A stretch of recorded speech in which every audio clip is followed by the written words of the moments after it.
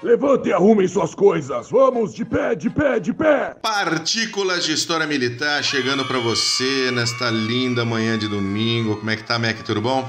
Tudo jóia? Saudações cavalarianas a todo mundo que nos ouve.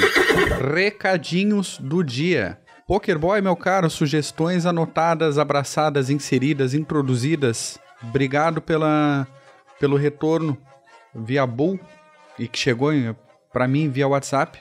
Tudo certinho, tens toda a liberdade, sempre que quiser entrar em contato, fala com a gente, fala com o Bull, faz sinal de fumaça, manda um correio coruja, te vira aí, mas estamos em casa. Beleza, não, o Pokerboy ouve todos, sem exceção. Maravilha. Tá sempre com a gente aí. Obrigado pela audiência. Valeu, querido. E aí, Mac, o que nós vamos falar hoje neste PHM gostosinho, cheirosinho? Vamos voar um pouco, vamos falar de uma aeronave, talvez uma das coisas mais esteticamente interessantes que já rasgou os ares do planeta. Avro Vulcan! Exatamente. Olha, cara, ele junto com a família V, né, que a gente vai falar daqui a pouquinho, é um dos mais bonitos. Apesar que eu acho o Victor mais bonito que ele ainda. Você acha o Victor mais interessante? Handley Page. Eu acho mais bonito. O Victor de frente é lindo, cara. Todo o desenho, todas as curvas assim. Eu acho interessante, já adiantando até um gancho aí, eu acho impressionante a diferença ínfima de tempo entre a entrada em serviço do Lancaster, tá? Que a gente comentou um pouco antes da gravação, que foi em janeiro de 41, é isso, né? Isso, exatamente. E o conceito pedido para a família V, que foi a especificação número B35 de 1946, cara. A gente tem 5 anos entre um bombardeiraço clássico de asa reta da Segunda Guerra Mundial e um conceito que ficaria até a década de 80 operacional. Acho incrível esse... Não, asa reta, motor a pistão, aqueles 4 Merlins lindos do Spitfire. Sim. Aquilo fazia um ronco. Coisa linda. Coisa linda mesmo. Mas realmente, você tem que ver que teve todo o desenvolvimento de motores a pistão a motores a jato durante a Segunda Guerra Mundial, né? Sem dúvida. Então essa especificação do governo britânico já veio pensando num bombardeiro a jato. E um bombardeiro de altitude, rápido, asa enflechada, então toda aquela coisa que vinha já também da Segunda Guerra Mundial, que o pessoal pensa só no Messerschmitt 163 e no 262, mas já tinha o desenvolvimento do Meteor. Sim. O pré-desenvolvimento do Meteor antes, então toda essa dinâmica de pensamento. Já em 46 eles previam na especificação uma velocidade de cruzeiro de 500 nós, não velocidade máxima. Né? Velocidade de navegação em 926 km por hora. Cara. É quase... E um teto de voo previsto aí para 16.764 metros aproximadamente. Então, mais alto realmente que qualquer coisa que tinha voado. É outra classe, né? É outra coisa.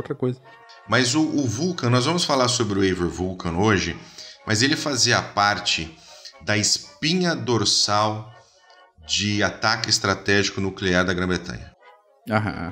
Durante ali o período dos anos 50 e 60, esses 3 bombardeiros, o Vickers Valiant, o Avro Vulcan e o Handley Page Victor, eram aquilo que defenderiam a Grã-Bretanha, que atacariam a Rússia, a União Soviética e seus satélites com armas nucleares. Lembrando que naquele momento, armas nucleares eram bombas, né? Tinham que ser jogadas de aviões, assim como era durante a Primeira Guerra Mundial. Estava em desenvolvimento já os mísseis. Sim. Né, que vieram ali a partir dos desenvolvimentos da V1 e da V2. Mas ainda armas nucleares tinham que ser entregues por aviões. Exatamente. Modelo antigo ainda.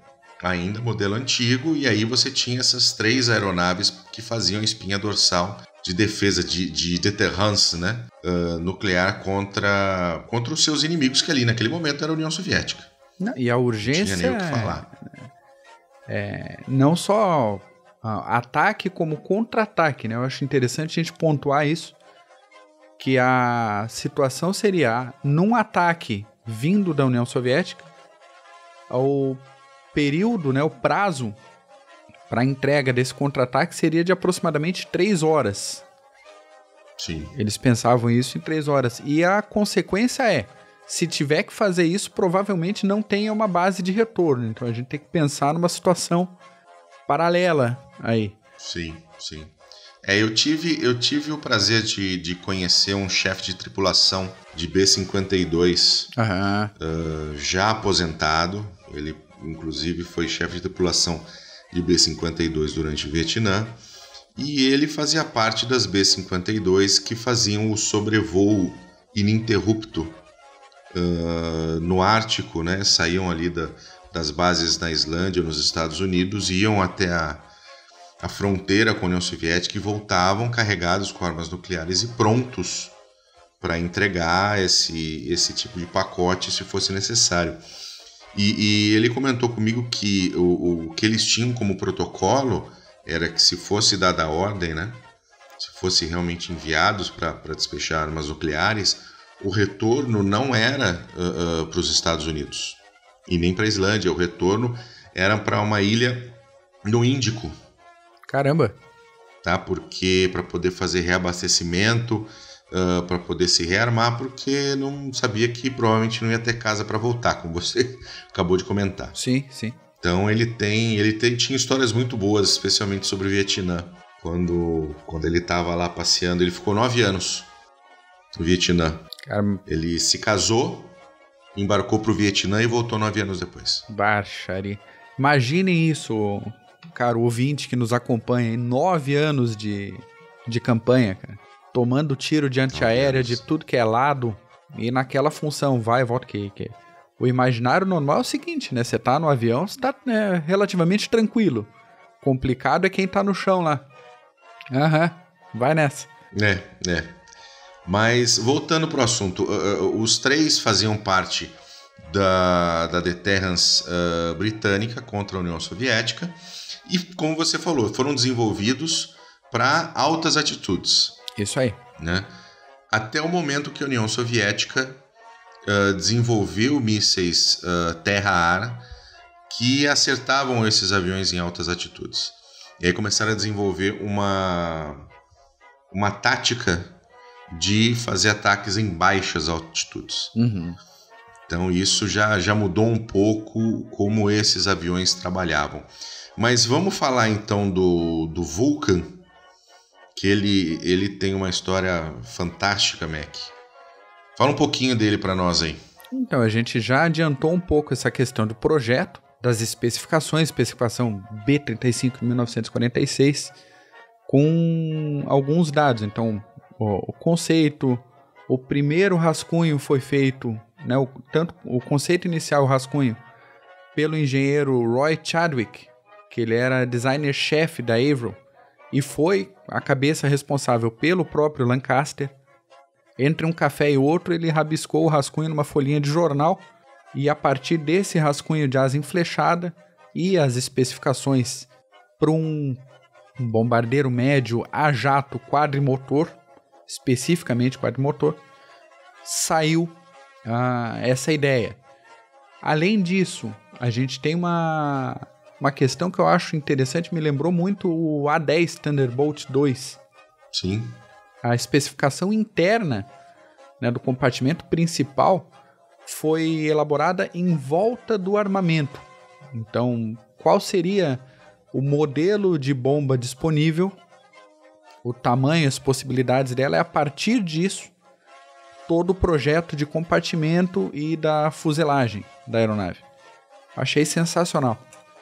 E outro detalhe interessante é a posição dos motores muito próximos, 2 a 2, muito próximos da fuselagem, porque o projeto previa já asas muito finas, então, né, qualquer peso mais para as pontas das asas podia significar uma fratura, uma coisa assim. Então deixa tudo juntinho, junto com a fuselagem. Um dos projetos da Força V de bombardeiros, que foi o Valiant, ele teve problemas de estrutura com alumínio.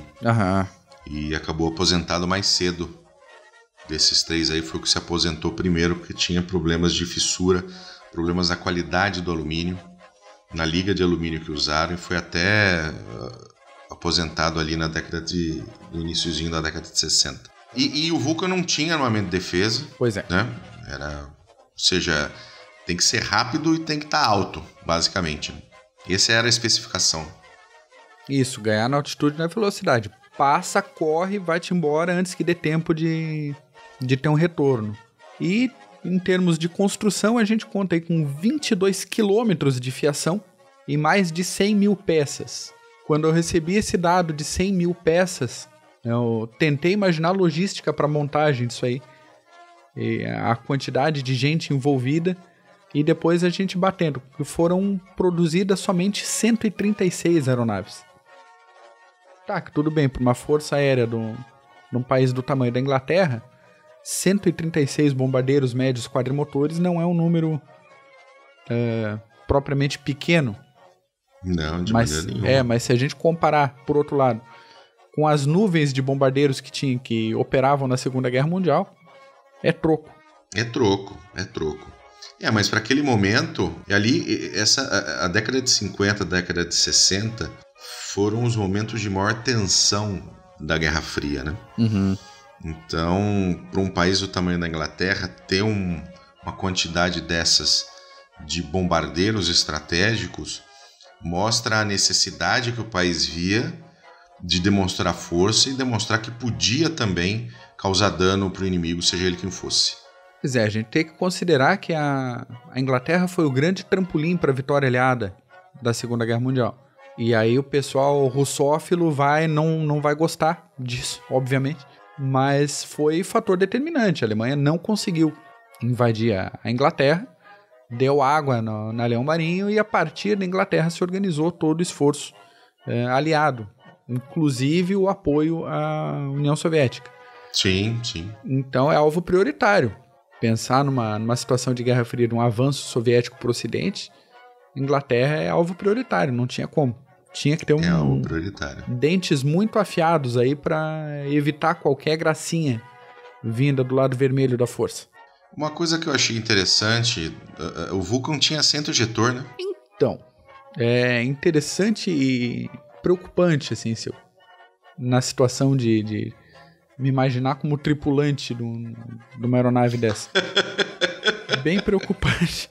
Porque a tripulação era de 5 militares, né? Piloto, copiloto, navegador, bombardeiro e comunicante, qualquer coisa assim. Não sei os nomes específicos de cada função, mas basicamente é isso. E só tinha assento ejetor pro piloto e pro copiloto. Os outros 3 tinha que abrir a portinha, embaixo ali atrás do assento do piloto e do copiloto, descer uma escadinha, o negócio abria contra o vento, tá? Não a favor do vento. E rolar por cima do amortecedor e tentar não acertar a traseira do avião enquanto você sai. Basicamente. Cara, é um negócio... Eu não sei com que pressa que foi projetado isso. A gente vai dar dica para vocês depois de um documentário sobre o Vulcan. Aham. E mostra exatamente isso, tá? Não. Mostra com bastante riqueza de detalhes essa questão da portinha e de como tinha que funcionar essa saída, esse abandono de aeronave pela tripulação. Sim. É muito interessante. Voou a primeira vez em agosto de 52, Mac. Voou em 30 de agosto de 52. O primeiro piloto de testes foi um carinha chamado Roland Falk. Esse cara era membro da RAF desde a década de 30 e tem um histórico de testes durante a guerra com aeronaves alemãs capturadas. Então ele fez testes com o Messerschmitt 262, fez testes com o Messerschmitt 163. Enquanto ele fazia esses testes e análises, ele conduzia ataques noturnos contra a Alemanha. Então, toda aquela função de caças e escolta noturna, ele fazia também, não sei se por obrigação ou por diversão, mas fazia. Por conta dessas coisas, ele foi condecorado 2 vezes com a Air Force Cross. Aí, depois da guerra, a situação muda. Ele já tinha uma posição bem reconhecida como piloto de testes, e ele tinha o costume de testar os aviões fazer as manobras e se colocar em risco de terno e gravata. Ah, que beleza. Porque ele tinha filosofia de que um avião de testes tem que ser limpo igual um carro. Então isso devia despertar o amor mais fraterno dos mecânicos e dos engenheiros. Assim, esse negócio tá em teste. O que esse cara quer? Cera, polimento, quer pretinho na roda, tá louco? Mas o cara fazia dessa forma aí. E aí que um pouco depois, numa situação de testes, o Roland Falk decolou o Vulcan, tirou as rodinhas, recolheu o trem de pouso e fez um parafuso. Isso em 1955. Que belezinha, hein? Cara, tem noção do que é o cara fazer um parafuso? O cara tava brincando de Spitfire com um negócio de 47 toneladas que foi feito para ser um bombardeiro. Então, é claro que ele tomou aquela tradicional puxada de orelha na volta, mas o que ele queria, que era testar os limites da aeronave e mostrar para os futuros pilotos que numa situação limite aquilo poderia ser feito com aquele avião, foi executado com sucesso.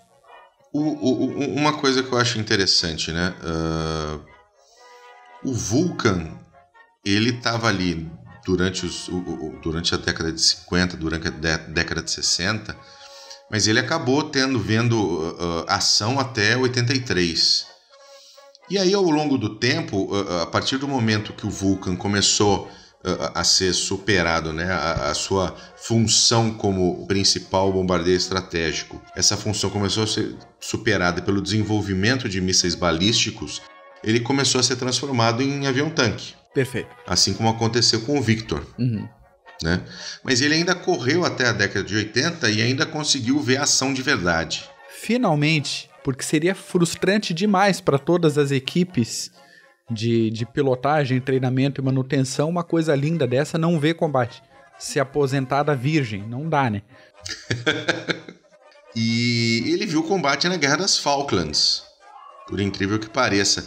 E o mais interessante, a Argentina ainda tentou comprar Vulcan antes de começar a guerra, né, Mac? Pois é. Momento curiosidade interna do dia. A aeronave estava chegando no fim da vida útil, e normal que alguns países da Europa, Estados Unidos, pessoal mais de tecnologia de ponta aí, venda algumas unidades para países menos favorecidos financeiramente e com situações políticas discutíveis. Lembrem que a gente está falando de final de década de 70, início da década de 80. E a Argentina entrou em contato com a Inglaterra para propor a compra de alguns Vulcans. Esse pedido oficial foi formalizado em setembro de 81 e tinha uma questão de disponibilidade imediata que fez alguns ingleses levantarem a sobrancelha esquerda. Ligou o alertinha, né? Ligou o alertinha. Fala, o que esses malucos querem para ontem, os Vulcans, né? Então, discussão para lá, discussão para cá, aprovaram a venda de uma aeronave, deixando claro para todo mundo que a exportação em maiores quantidades não seria considerada. Então pega um aí, compra, vê como é que ele é feitinho, né? Quiser estudar a tecnologia dele, tudo bem, a tecnologia da década de 40 mesmo, né? Claro, aperfeiçoada com os anos, mas a base de conceito é da década de 40. E um pouco depois, agora já em janeiro de 1982, o Ministério da Defesa, ou equivalente, não lembro o nome específico agora na Inglaterra, soltou uma nota. É isso aí mesmo? É isso aí mesmo. Soltou uma notinha alertando sobre a necessidade de desvendar esse interesse abrupto argentino por um bombardeiro desse porte. Até porque estava todo mundo ligado que a Argentina, de posse de um bombardeiro desse, as Falklands estão ali do lado, né? Então, sim. Qual é a da Argentina? E o interesse deles nas Falklands já vinha desde ali no meio da década de 40. Isso aí. Então, a treta deles seria com o Paraguai, seria com o Uruguai, seria com o Chile ou é com a gente mesmo? Então, vamos ficar ligado nisso aí. E daí, 3 meses depois, a Argentina atacou as Falklands, como desconfiado pela equipe. Em 2 de abril de 82. E aí, o que aconteceu? Viu-se a necessidade, aí tem uma das operações mais fantásticas de ataque aéreo que eu já li sobre, que é a Operação Black Book, que é uma operação de bombardeiro usando os Vulcans saindo da Ilha da Ascensão, no Atlântico Norte. Não é bem norte, né? Tá ali na meiuca, ali próximo do Equador. Isso, naquela parte que só faz um calor do inferno e pega furacão. É bem esse trecho ali. E aí os Vulcans voaram na Operação Black Book para poder bombardear a pista de Stanley e não permitir que a Argentina usasse a pista para aeronaves mais modernas e aeronaves que precisassem usar bastante pista. E eu digo a vocês, deem uma lida sobre a Operação Black Book, porque é uma operação absolutamente fantástica, com assim várias e várias aeronaves fazendo reabastecimento umas para as outras, para que um avião, um Vulcan, pudesse bombardear. Exatamente. Né, Mac? Você tem uns detalhezinhos aí, não tem? Eram 7 reabastecimentos em voo para cada Vulcan, para ter noção do drama da tripulação. E os sistemas de navegação não eram aquela maravilha toda. Não, de jeito nenhum. Então, hoje em dia, qualquer um que tenha um smartphone mais ou menos aí que liga a função GPS, consegue uma orientação muito melhor do que o pessoal da época, guardadas as devidas proporções. Sem dúvida nenhuma. Então, lá pelas tantas, depois de algumas horas de voo, o pessoal não sabia muito precisamente onde é que estava. E precisava aí de toda uma situação de comunicação entre as aeronaves para poder se coordenar e fazer esses reabastecimentos. Até porque cada trecho de viagem são 6.259 quilômetros, cara. A gente tá falando de 13 mil quilômetros ida e volta, sem tocar o solo. É tenso. Até porque não tinha tocar o solo, né? Não tinha solo embaixo. Não tinha. E aí não você tinha solo. dois tipos de aeronave. E você tinha 2 tipos de aeronave voando. Você tinha o Vulcan e você tinha o Victor. Sim. Né? O Victor especificamente como um avião tanque. E o Vulcan tinha 2 bombardeiros e o restante eram aviões tanques também. Então, Victors abasteciam Victors, que iam abastecer Vulcans para abastecer Vulcans. E na volta tinha que encontrar outros Victors para poder reabastecer e ir para casa. Se você tá no YouTube, você tá vendo aí o diagramazinho de reabastecimento dessa operação impressionante. Ela conseguiu fazer bombardeios em 3 oportunidades, mas também não tiveram aquele super resultado, tá? Mas de qualquer maneira a Argentina resolveu não decolar os seus principais aviões como o Mirage 3 das Falklands após eles terem ocupado e continuaram decolando do continente. Mas impressionante ser colocado uma operação desse tamanho para poder... Isso é uma garantia de que nós estamos aí para brigar por essas 2 ilhazinhas, né? Sim, porque não tem limite de distância. Se mexe com o leão lá do Atlântico Norte, não tem o que fazer, cara. Vai tomar mordida. Uma coisa bem intrigante que você falou agora, não foi essa eficiência toda? Foram 6 ou 7 missões Black Book. 7 missões. 7 missões. Somente uma delas visava a pista de pouso propriamente dita. As outras eram instalações de comunicação, armazenamento e tal. E desse único Vulcan, só uma das bombas atingiu a pista. Sim. As outras pegaram em volta.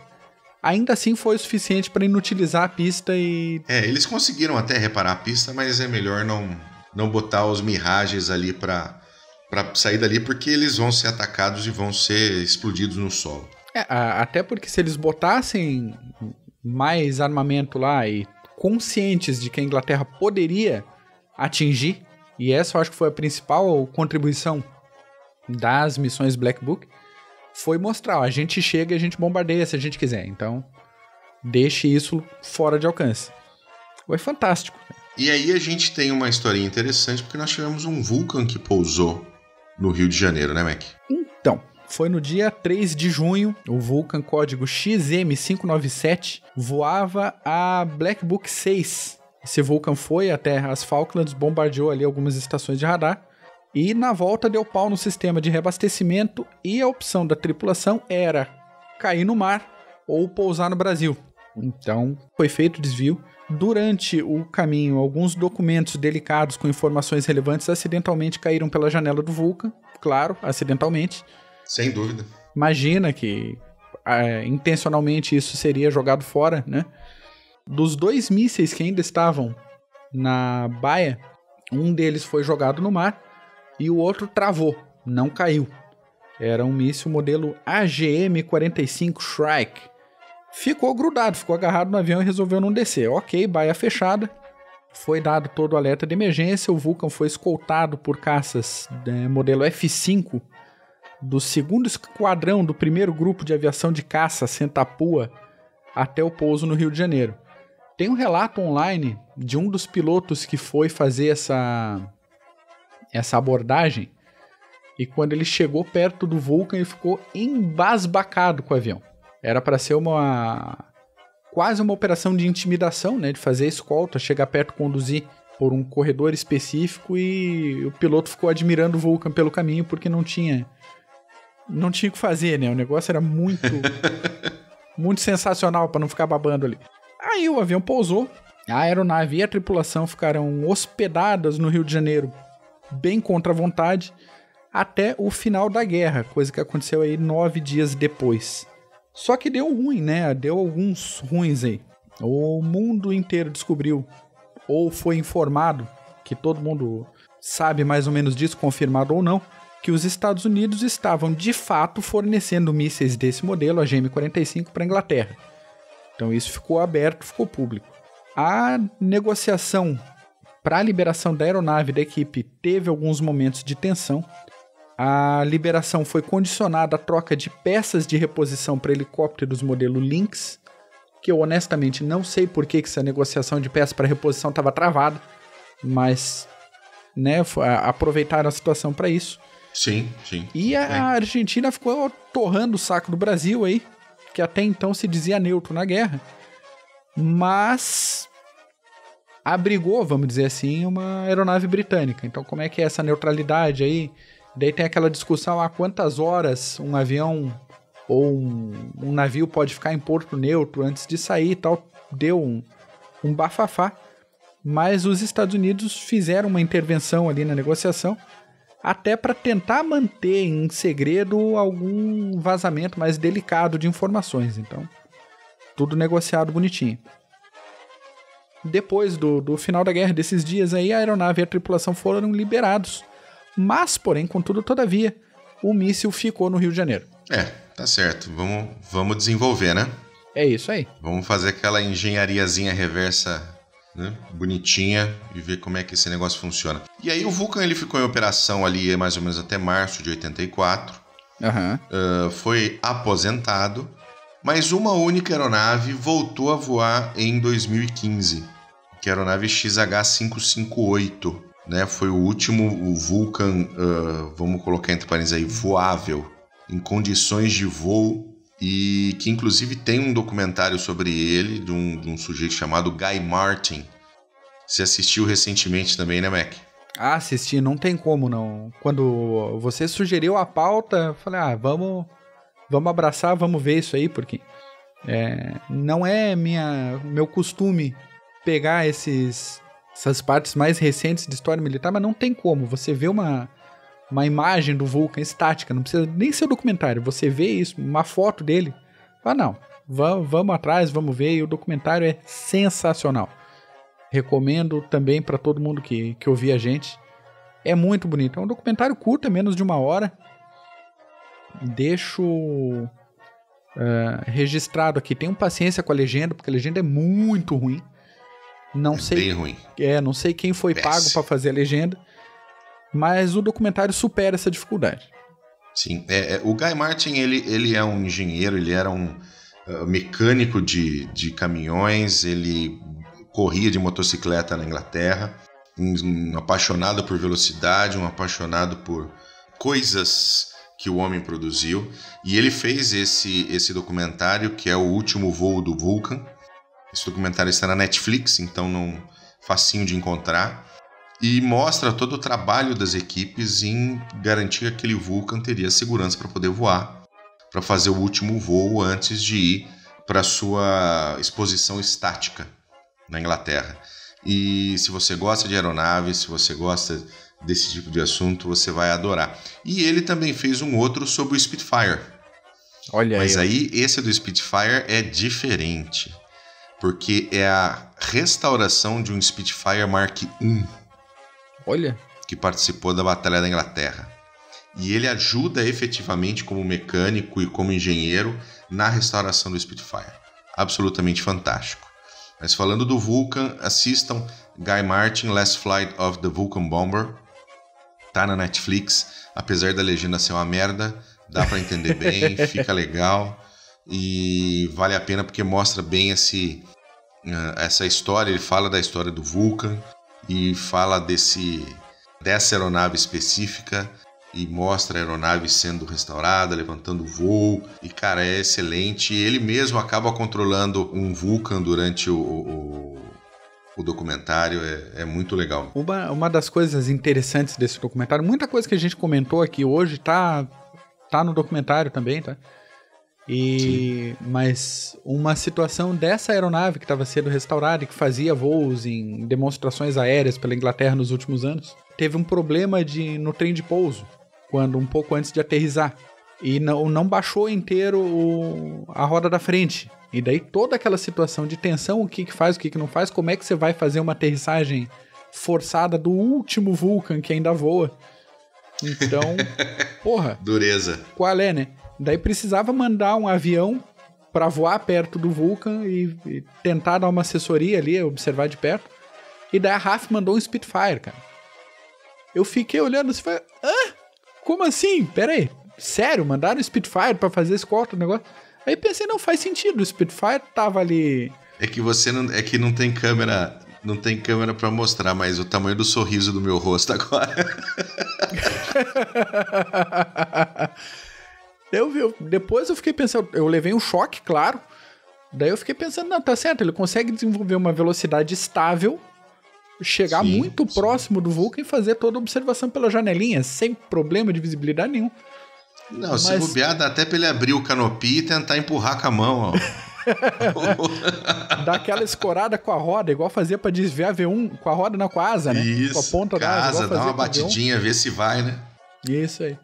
E daí eu acho que toda a força de vontade de todo mundo que tava no ar ou em terra fez com que o mecanismo desse um tranco lá e baixasse o trem de pouso, eles conseguiram pousar em segurança. Mas sensacional mandarem um Spitfire para isso. Sensacional. Mas aí o que acontece? Foi o último Vulcan que tinha condições de voo, ele já está no chão, ele não voa mais. E ele não voa mais porque dentro da logística de peças de reposição, algumas empresas não existem mais. Então, num avião de 100 mil peças, como você comentou no começo do PHM, se você não tem uma logística garantida de reposição de peças, você não tem como manter esse avião em condições de voo seguras. E ele hoje está em exposição estática no Doncaster Sheffield Airport. Tá? Então, se você tiver o seu tempinho e o seu dinheirinho para passear lá no berço da nossa civilização, dá um pulinho, vai lá no Doncaster Sheffield Airport, você vai ver esse Vulcan, esse último que tinha condições de voo. E é uma aeronave, coisa mais linda. Eu não tive a oportunidade de ver um Vulcan ao vivo, e esse junto com o SR-71 são os meus dois sonhos de consumo, de poder tirar uma fotinho do lado e ver de pertinho. São marcos na história da aviação, sem dúvida nenhuma.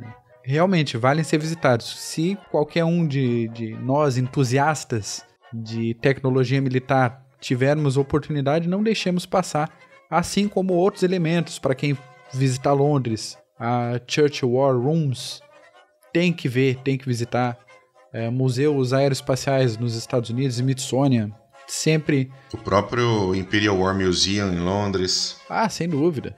São peças que merecem a nossa saliva escorrendo pelo queixo, pegando a camisa.